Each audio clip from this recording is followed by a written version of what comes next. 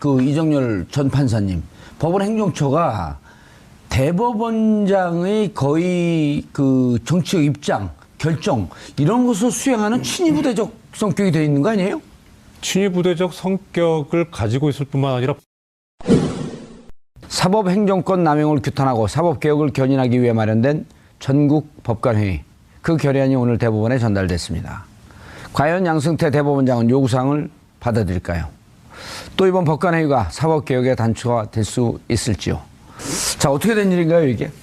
사실 그 언론에 처음 알려지게 된 것은 지난 3월 2일로 거슬러 올라갔는데요. 그때 이제 경향신문이 첫 보도를 했는데 이제 사건의 단초가 됐던 것은 지난 2월 20일 날 법원 행정처의 선임관으로 발령받은 이모 판사가 있었는데 이 판사가 이판희예요? 이모 판사. 이씨성을 가진 판사님이 이름이 비슷합니다. 그래요? 그 순간에 판자가 들어가지 않았나요? 그 말씀해 주세요. 그러면 실명 보도해도 되나요? 뭐 실명 굳이 할 건 없죠. 실명 보도하면 안 돼요. 굳이 할 건 없죠. 우리는 다 알고 있잖아요. 판사니까 이름 안에 판이 들어갔을 거고. 아니 판사는 직함이기도 해요. 어쨌든 이 이모 판사님께서 그 모임의 그 간사를 맡고 있는 국제인권법연구회라는 그 법원에 전체 판사 2,900명 가운데 480여 명이 회원으로 가입되어 있는 이 모임이 그 이제 사법부 독립 그리고 이제 법관의 인사제도 개편에 대한 여론조사를 한 거예요. 판사님들 대상으로 해서 어떻게 바뀌는 게 사법부의 독립과 법관의 인사제도를 어떻게 바꾸는 게 좋겠냐라고 설문조사를 해서 그거를 밝히는 것을 3월 25일 날 하기로 했어요. 그게 연대 로스쿨하고 공동으로 조사한 여론조사인가요? 그렇죠. 그래서 그거를 밝히는 자리를 하려고 했는데 고위법관이 이모 판사님께 일종의 외압을 행사하는 거죠. 이 행사를 축소해라. 라고 했고 그것에 대해서 부당한 지시를 받아들일 수 없다라고 사임을 하고 이제 그냥 지방법원 판사로 내려가셨거든요. 이제 그 이후로 법원 내부에서는 계속 이 문제가 부글부글 끓고 있었고 이른바 이제 진보 언론 중심으로 해서 관련된 보도가 계속 나오고 있었는데요. 그러니까 사법부 안에서 이를테면 뭐 룸살롱 판사 또 향응받은 판사 이 부분에 대해서는 징계도 제대로 안 하면서 실제로 법관의 독립과 사법부 독립을 위해서 뭔가 좀 해보자라고 하는 영역에 대해서는 계속 축소하는 것에 책임이 있는 거 아니냐. 특히 이제 당시에 비슷한 시기에 박근혜 정부 블랙리스트 파문이 있었을 때 판사도 블랙리스트가 있다. 그래서 관련해서 이것도 어떤 건지 조사가 필요한 거 아니냐라는 요구가 있었던 것이죠. 그래서 이제 그게 계속 되다가 이제 지난 19일 날 전체 판사 가운데 몇 분이 모였죠? 100여 분? 100명이요. 딱 100명이 딱 모여가지고 이 문제를 이제 쟁점화한 것이죠. 그러면서 이걸 가지고 일각에서는 판사노조를 만들려고 하는 거 아니냐라고 이제 정치 쟁점 뭐 삼으려고 하고 있고 이 판사들의 어떤 정당하고 반드시 해야 되는 법관의 독립 문제와 관련해서 법원 행정처가 계속 내부적으로 판을 흔들려고 하는 거 아니냐라는 것까지 지금 진도가 나와 있는 상황이고요. 관련해서 물론 임기가 8월에 끝나지만 양승태 대법원장을 그대로 두고 이 문제를 해결할 수 있는 거냐라는 관련된 논의도 좀 진척이 되고 있고요. 오늘 관련해서 이제 요구 사안을 냈는데 그것을 양승태 대법원장 그리고 법원행정처가 어떻게 받아들일지는 지금 그 의문으로 남아 있는 상황입니다. 이정열 변호사님, 전 판사님. 이게 전국 법관회의 8년 만에 열렸다 그래요? 전국 법관회의라고 하는 게 그 어떻게 열리게 되었고 내용은 이제 있었는데 이렇게 구성이 100명이나 되는 구성원이 어떠한 자격으로 참여했으면 어떤 의미가 있는 건지 그리고 이 법원이라고 하는 게 우리가 검찰은 하도 분탕질을 많이 했고 국민들에게 많이 노출이 되어 있거든요. 근데 법원은 잘 몰라요. 도대체 그 장막 뒤에서 무슨 일이 일어나고 있는지 그리고 실질적으로 국민들이 잘 모르고 양심적이고 독립적인 판결을 하면 되는 거거든요. 근데 느닷없이 이렇게 그 소용돌이치는 배경은 이제 좀 들었는데 2009년도에 있었던 전국 판사회의 때 그때 법원행정처가 주도를 했을 뿐만 아니라 개입을 해서 이번만 조용히 넘어가 달라. 그래서 당시에 회의에 참여했던 그 판사들이 자기의 주장을 사전에 미리 좀 유인물로 돌리고 했었는데 그것을 또 다 걷어가고 방해 공작을 많이 했었거든요. 법원행정처가. 그래서 그때 참여했었던 판사들이 반성적인 고려에서 이번에는 절대 법원행정처에 당하지 않겠다라는 생각으로 많이 준비를 했었죠. 큰일이 일어난 거네. 그러니까 이처럼 그 자발적으로 그 대표자들을 뽑아서 전국적 회의를 한 것은 지금 법원행정처 중심으로 해서 실질적으로 사법행정권이라는 명분 하에 실질적 법관의 독립을 침해하는 요소가 곳곳에 보였다는 거죠. 그러면 어찌 보면 이게 해방 이후 최초네요. 그렇죠. 그럼 해방 이후 최초면 당군 이래 최초인데. 그런 셈이죠. 3월 25일 날 이제 국제인권법 연구회가 판사들 설문조사에서 발표했잖아요. 예. 거기 보면 약 90%의 판사들이 예. 사법행정권자, 뭐 대법원장, 뭐 법원행정처장을 사법행정권자라 그러는데 사법행정권자로 또 불이익을 받을까봐 그 염려돼서 재판을 제대로 못했다는 그런 여론조사가 결과가 나왔고요. 특히 45%에서 90%가 그렇게 찬성을 한 거예요. 그 실질적으로 영향을 받는다. 영향을 받는다. 독립이 안 된다는 거죠. 재판할 그리고 때. 하나 보충해드리자면 약간만요. 방금 이재화 변호사님 말씀하신 것 관련해서 판사들 얘기는 법원행정처의 정책에 반대하는 판결을 하는 경우에 인사상 불이익을 받을 우려가 있지 않느냐. 거기에 동의한 판사가 88%. 그다음에 특정 정치 세력, 그러니까 뭐 그 당시에 야권이겠죠. 그쪽에 나 내지는 뭐 당시 정권을 잡고 있던 뭐 박근혜 정권에 반대되는 그런 내용의 판결을 하게 되는 경우에 인사상 불이익을 받을 수도 있다라고 우려했던 판사들이 45% 이렇게 수치가 나와 있습니다. 이해가 되네요. 그러니까 원래 법원행정처가 만들어진 것은 49년도에 법원조직법이 생기면서 만들어졌는데 외압을 방지하고 사법부의 독립을 위해서 만들어진 것인데 오히려 그 통로가 사법부 독립을 침해하는 재판 판사들을 예. 통제하고 옥죄고 뭐 그런 역할을 하고 있다는 그 이런 기본적인 인식과 공감대가 형성돼서 예. 여러분 판사회의가 개최된 걸로 보입니다. 예. 법원 행정처라고 하는 용어가 우리 시청자들한테 낯설거든요. 예를 들어 고등학교 학교로 따지면 고등학교는 이제 법원이라고 통칭하면 행정처라고 하는 건 서무과쯤 되는 거 아니에요?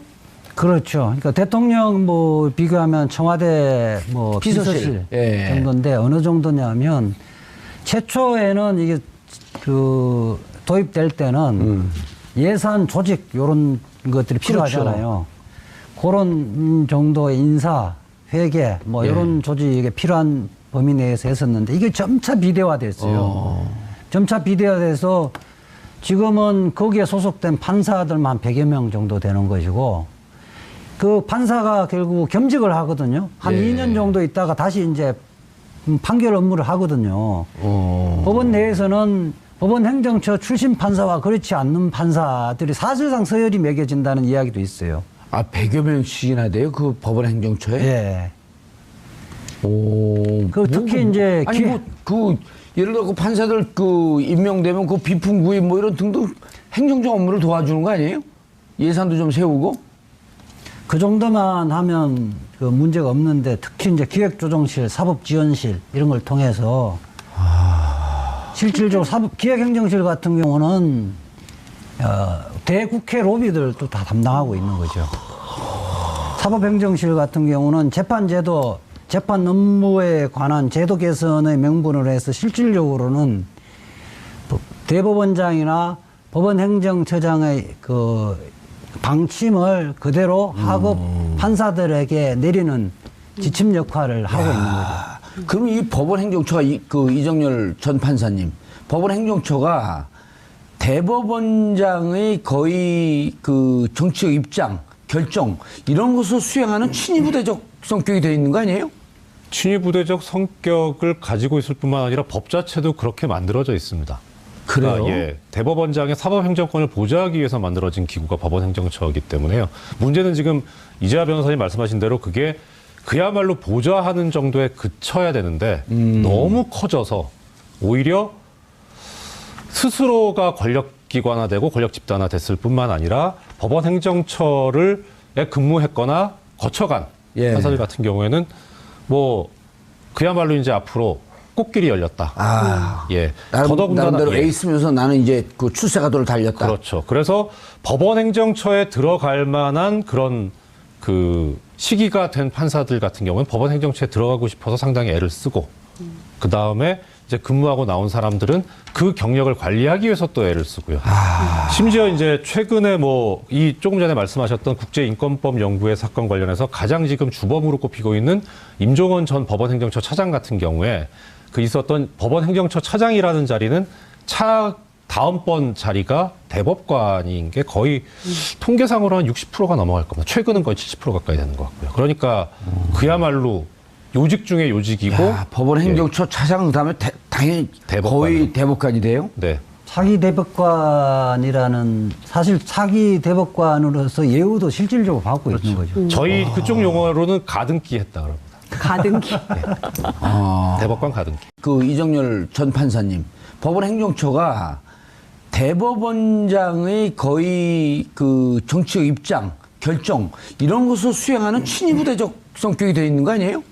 친위부대적 성격을 가지고 있을 뿐만 아니라 사법행정권 남용을 규탄하고 사법개혁을 견인하기 위해 마련된 전국법관회의. 그 결의안이 오늘 대법원에 전달됐습니다. 과연 양승태 대법원장은 요구사항을 받아들일까요? 또 이번 법관회의가 사법개혁의 단초가 될 수 있을지요? 자, 어떻게 된 일인가요, 이게? 사실 그 언론에 처음 알려지게 된 것은 지난 3월 2일로 거슬러 올라갔는데요. 그때 이제 경향신문이 첫 보도를 했는데 1,900명 가운데 480여 명이 회원으로 가입되어 있는 이 모임이 그 이제 사법부 독립 그리고 이제 법관의 인사제도 개편에 대한 여론조사를 한 거예요. 판사님들 대상으로 해서 어떻게 바뀌는 게 사법부의 독립과 법관의 인사제도를 어떻게 바꾸는 게 좋겠냐라고 설문조사를 해서 그거를 밝히는 것을 3월 25일 날 하기로 했어요. 그게 연대 로스쿨하고 공동으로 조사한 여론조사인가요? 네, 그렇죠. 그래서 그거를 밝히는 자리를 하려고 했는데 고위법관이 이모 판사님께 일종의 외압을 행사하는 거죠. 이 행사를 축소해라. 라고 했고 그것에 대해서 부당한 지시를 받아들일 수 없다라고 사임을 하고 이제 그냥 지방법원 판사로 내려가셨거든요. 이제 그 이후로 법원 내부에서는 계속 이 문제가 부글부글 끓고 있었고 이른바 이제 진보 언론 중심으로 해서 관련된 보도가 계속 나오고 있었는데요. 그러니까 사법부 안에서 이를테면 뭐 룸살롱 판사 또 향응받은 판사 이 부분에 대해서는 징계도 제대로 안 하면서 실제로 법관의 독립과 사법부 독립을 위해서 뭔가 좀 해보자라고 하는 영역에 대해서는 계속 축소하는 것에 책임이 있는 거 아니냐. 특히 이제 당시에 비슷한 시기에 박근혜 정부 블랙리스트 파문이 있었을 때 판사도 블랙리스트가 있다. 그래서 관련해서 이것도 어떤 건지 조사가 필요한 거 아니냐라는 요구가 있었던 것이죠. 그래서 이제 그게 계속 되다가 이제 지난 19일 날 전체 판사 가운데 이제 사건의 단초가 됐던 것은 지난 2월 20일 날 법원행정처의 선임관으로 발령받은 이모 판사가 있었는데 이 판사가 이판희예요? 이모 판사. 이씨성을 가진 판사님이 이름이 비슷합니다. 그래요. 그 순간에 판자가 들어가지 않았나요? 그 말씀해 주세요. 그러면 실명 보도해도 되나요? 실명 굳이 할 건 없죠. 실명 보도하면 안 돼요. 굳이 할 거 없죠. 우리는 다 알고 있잖아요. 판사니까 이름 안에 판이 들어갔을 거고. 아니 판사는 직함이기 때문에. 어찌됐든 이 이모 판사님께서 그 모임의 그 간사를 맡고 있는 국제인권법 연구회라는 그 법원에 전체 판사 2,000이 모였죠? 100여 분? 100명이요. 딱 100명이 딱 모여가지고 이 문제를 이제 쟁점화한 것이죠. 그러면서 이걸 가지고 일각에서는 판사 노조를 만들려고 하는 거 아니냐라고 이제 정치 쟁점으로 삼으려고 하고 있고 이 판사들의 어떤 정당하고 반드시 해야 되는 법관의 독립 문제와 관련해서 법원 행정처가 계속 내부적으로 판을 흔들려고 하는 거 아니냐라는 것까지 지금 진도가 나와 있는 상황이고요. 관련해서 물론 임기가 8월에 끝나지만 양승태 대법원장을 그대로 두고 이 문제를 해결할 수 있는 거냐라는 관련된 논의도 좀 진척이 되고 있고요. 오늘 관련해서 이제 요구 사안을 냈는데 그것을 양승태 대법원